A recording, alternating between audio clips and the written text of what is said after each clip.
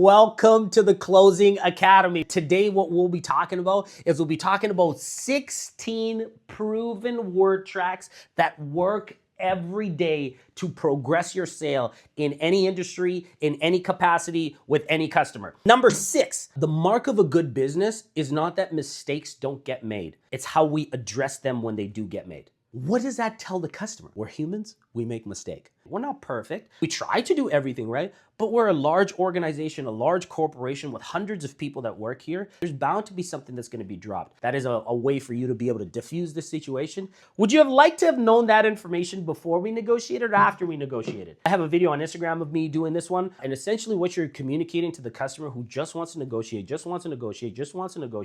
you just give them the opportunity to do so. Hey, Mr. Customer, yeah, so let's just say we did negotiate on the price of the car. We come to an agreement on the price of the car, and then you find out some information about the car that you didn't like. Would you have liked to have known that information before you negotiated, or you're okay with knowing it after? What are they gonna say? Well, what's wrong with the car? And your answer is gonna be, no, there's nothing wrong with the car. I don't know you. I don't know what you're gonna like. I don't know what you're not gonna like. So my question is, are you okay if you find out those things later after you've negotiated on the car? 99.9% of customers are not going to be okay with that. They're going to communicate to you that they're not okay. And then you can go back into your close and you say, absolutely, that's what I'm here for. I'm here to make sure that this vehicle checks off all the boxes that you need. That's my job as a sales profession, to be able to give that to you so that you can make an educated decision. And especially when you're negotiating with all the information. Number 15, customers would go on a test drive. They would like the car. They would like me.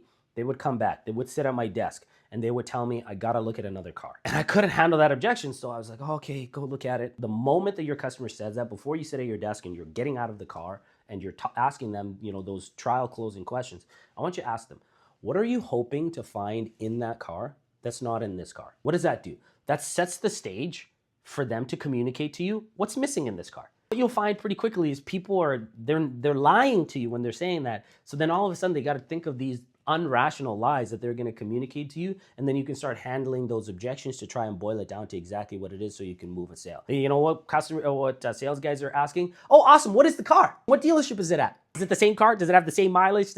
That's the things that most 95% of salespeople are asking. But if you then just take this and you start asking your customer, you immediately set yourself up as being a different, elite, professional salesperson, because immediately you'll find out that that customer doesn't have an answer for you. They're going to start thinking of garbage that they're going to say to you. And then in other courses I'm going to teach you how to get out of, when the customer is lying and telling you unrealistic expectation, how to actually go to the actual root cause of what it is so you can progress your sale.